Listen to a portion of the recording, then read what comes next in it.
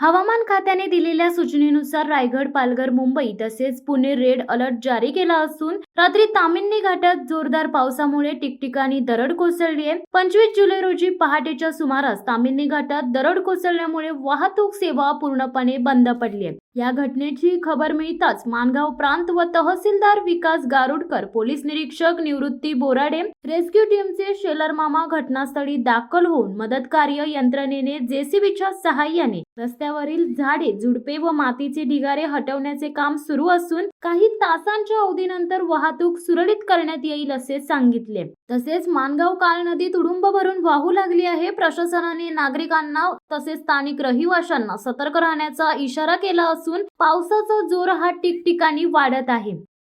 शिवसत्ता टाइम्ससाठी दीपक दबके, मानगाव। दे धडक बेधडक वृत्त देणाऱ्या आपल्या शिवसत्ता टाइम्स न्यूज चॅनलला लाल बटन दाबून सबस्क्राईब करा आणि बेल आयकॉनला क्लिक करायला विसरू नका।